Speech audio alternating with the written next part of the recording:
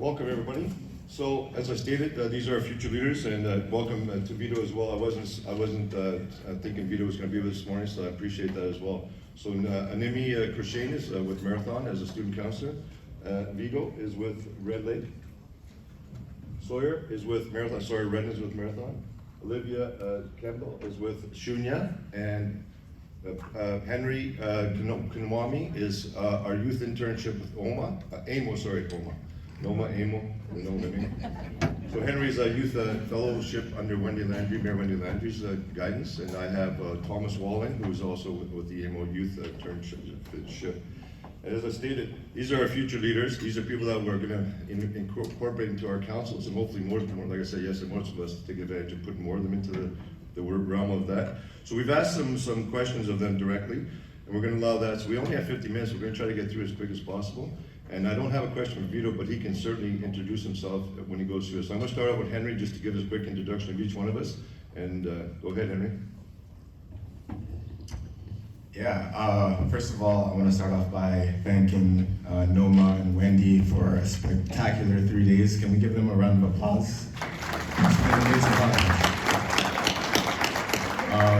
And my name is Henry. I am a AMO Youth Fellow. My mentor is Wendy. And I thought I'd be the youngest person to attend this conference, but no.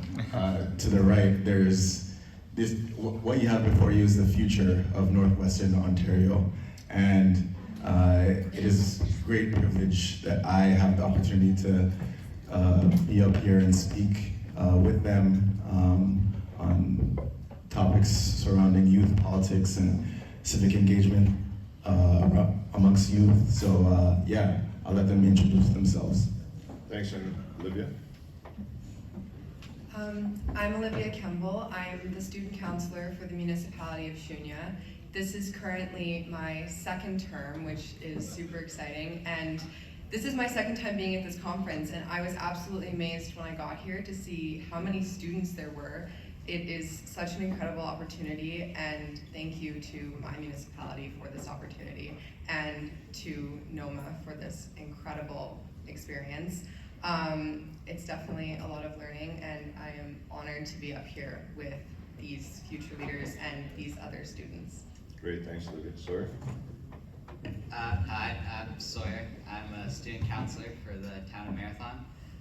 This is my first term and first time speaking in front of a lot of people, but we'll see how it goes today. I am extremely grateful both to all of you for your great hospitality over the week, and as well as my counselors and my mayor for showing me great support throughout my time with them. So thank you.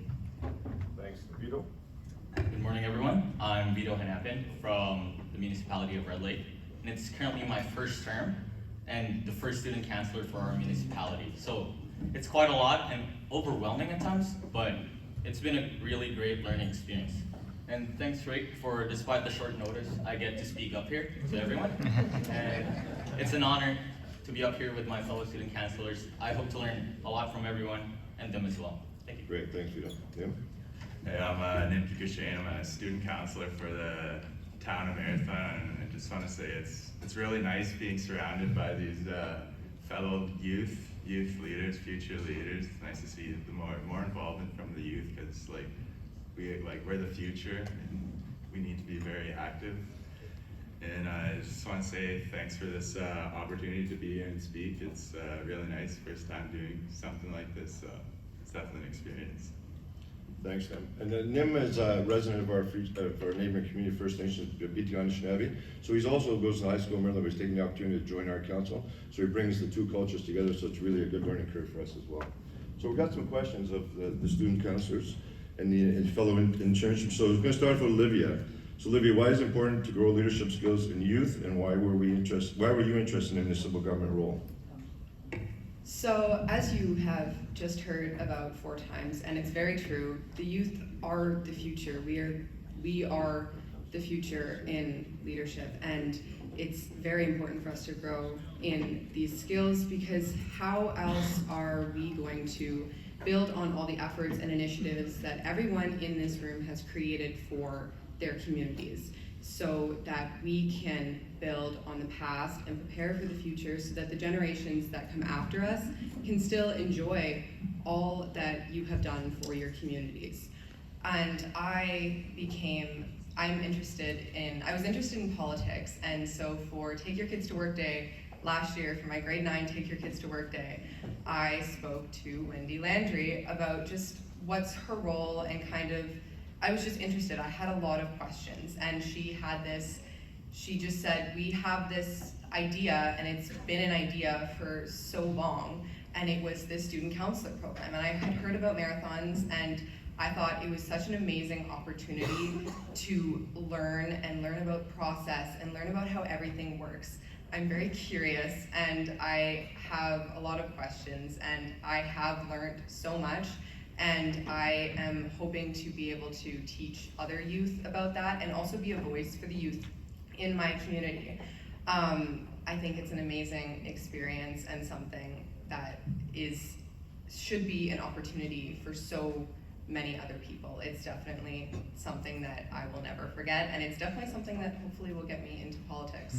And one more thing that I just want to touch on, because I think it was really important, and I think it applies to everyone in this room, is that when I had talked to Wendy the first time on Take Your Kids to Work Day last year, she had told me that she liked working in municipal politics or municipal government because it's where she can make the most change in her community.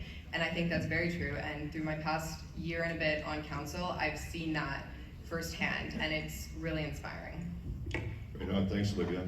Nim, what have you learned on your time on the municipal council and governance?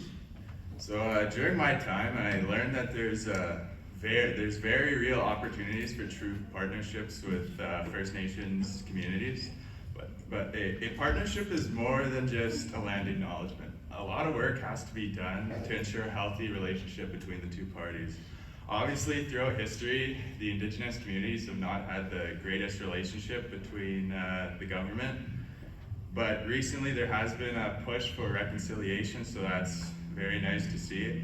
But there is no sure formula to create trust and unity for all communities, since each one is unique and has its different needs. A real partnership takes time to develop, and it really helps if the communities are acknowledged to have equal place at the tables. Our council visits Beektagon, which is my home community, a few times a year, and I was lucky enough to attend one of the meetings, and it was really nice to see like two of my worlds interacting together and colliding. So there needs to be an Indigenous perspective within council to grow a real connection. And me and Sawyer and I are some of the first Indigenous people on this particular council, so that's very nice to see. And we hope for the future that this will encourage other Indigenous youth to strive for positions like this and to have a future in this path. And another thing I'd like to add is that these positions of the councillors, they're very selfless people. Like they fight tooth and nail for the next generations. Like for example, we have a new active living center that's in the process, and these councillors who may not get to enjoy it and use it as much. Hey, we're not gonna do it, buddy. May not get to use it. They're fighting so hard for it, and it's very nice to see that they really care about the youth and the future generations that will be in that town. So, thank you. Thanks, Nick. Awesome. Sawyer, how can we increase youth engagement in municipal governments? Well, this is a pretty difficult topic, as many of you know, because I have heard you. There is a lot of difficulty in attracting youth, but as we can see from all the strong voices up here, it's not impossible. I think the biggest thing is definitely kind of just getting the word out there. Time and time again, people have tried to go to the schools or have wondered how exactly to do this. And while through the school is a good way, I would say that the biggest thing is students don't actually understand what it is we do as student counselors. Even my own friends ask me why I took the opportunity, why I'm even coming to NOMA. What exactly do I say as a student counselor that sits in the council chambers? And I think that this is an issue. If the youth want to get involved, we have to know what it is we're signing up for and the opportunities that come with it. And this can be done in a number of ways, such as presentations, going through teachers like Marathon High School does, because we are fortunate enough to have an English teacher that's also a counselor. And while all schools don't have this opportunity, guidance counselors, I think, are underutilized for this, because a lot of students go to them for leadership opportunities, community events, just things that they can add to their resumes for college and university. So I think through them, if you establish that you're looking for someone, if you outline the program, the benefits of it, they can definitely bring students in there. I also think it's important to utilize people who are not going into the academic stream, such as college and university, because these are the people that are staying in our communities. People that work at the mine, people work in forestry, they may not strive for post-secondary school, but they're staying in the community long enough so that in the future, if they become student counselors, they have a future as a CAO, a mayor, a counselor, and those are the real futures of our communities, is establishing those relationships early on. I'd also like to say that our generation is a very proactive one. We have a lot of movements such as protests, LGBTQ rights, even Aboriginal rights being pushed out, and it's mainly organized by your generation and I would say a collaboration of other generations, but it's ours that fuel it. And I think if we gather that voice, it's the benefits that come with it are, you can't even calculate it, honestly. Yeah. Man, I'm lost in my notes, but it's fine. You get the idea. But I would say that we as leaders, we're strong. We have a voice and we have the will. We just need you guys to make the opportunity there for us. Thanks, Sawyer. And I know Lisa's up next for the next speaker. So Chloe, please take the opportunity to indulge us for the next couple of speakers, because it's very important to hear from our youth. Vito, the question is, how has the opportunity to sit on as a youth council prepared you for the future? So just to reiterate, I am very grateful for this experience.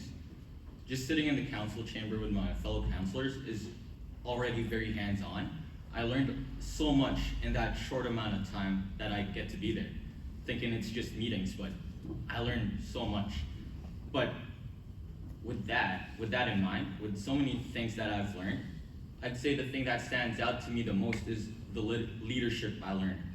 Like, sitting with those counselors, making policies, they all seem very professional, and it's such a mysterious thing. As Sawyer said, a lot of youths are intimidated because we don't understand. But by seeing policymakers at work, it just teaches me so much about what being a leader is and what being a public servant looks like. And that's applicable in any field. Like as Sawyer said, you could be going to university, you could be a businessman, you could be someone working in the mill, but those leadership skills are very broad and very transferable skills, which is very useful. And yeah, the counselors just inspire me a lot with how inclusive they are and how they factor in everyone, with how they project the voices of each citizen, especially for underrepresented groups, such as the youth, indigenous, LGBTQ groups. So it's just something I appreciate. And it sets me up for a great future ahead of me, because it gives me that forward thinking of being inclusive and helping everyone. Thank you. Awesome, thanks, Vito. Henry, what are the biggest challenges facing youth in urban areas today, and how can you and the municipal government address them? It's a great question.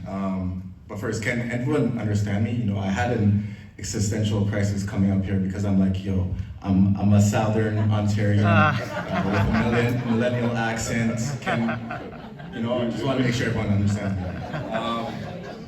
But yeah, so obviously I am from the city of Toronto, and I'm speaking as a fellow at AMO. And AMO has been nothing short of great for me. It has provided me opportunities to sit in and engage in meaningful conversations and meetings and task forces. And I've been really fortunate to connect with a lot of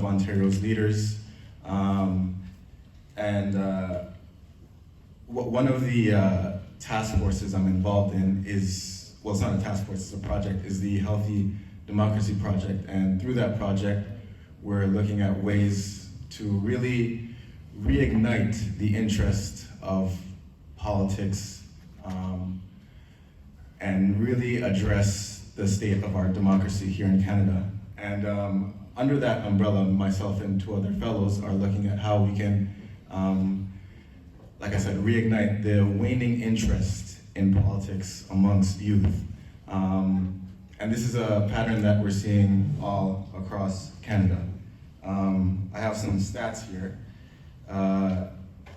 So in Canada, in 2021, ages 18 to 24, the voter turnout was at 47%, while those aged 65 to 74 came out to 75%. So the discrepancy is evident. But unfortunately, this is a fundamental and deep-rooted issue. You know, we have to ask ourselves, do Canadian youth really view politics as a vehicle for change? Is it a way to really transform our society? These are what Canadian youth are asking themselves today. And in all honesty, the answer from a lot of them is no. Unfortunately, nowadays they're exposed to, you know, with all due respect to him, TikToks of Joe Biden stuttering and failing to finish sentences. And that's just the unfortunate reality, you know? And as the keynote speaker, Althea, raised yesterday, you know, we're also exposed to all of the personal attacks and the intense divide that is caused through these personal attacks. This is what, you know, mainstream media mainly highlights, right? So, yeah, unfortunately, this is the reality of politics amongst youth, but, you know, hope is not all lost. As you can see by our panel here, you know, there is a focus to really get youth back on the right track. You know, my grandmother used to say to me, even if you're on the right track, it don't matter if you're heading in the wrong direction. You can still get hit by a train. So it's important that we're on the right track and we're going in the right direction as well. And obviously, it would be remiss of me to not mention the DEI aspect, right? We want to make sure that Canadian politics is, you know, represented across all platforms, parties, and so on and so forth. So the future is not all bleak, though. We still have a ways to go, and I'm really inspired by our panelists here that we will see steps and strides taken towards engaging youth in politics and municipal governance. Thanks so much, Henry, and I'm so sorry for the next speaker, Chloe, but I think it was very important to address this with our youth because this is our future, and we all know that. We've heard some really good comments back from all of you, and I really take the opportunity to thank all of you for participating because you are going to be our future leaders, so thanks a lot, everybody.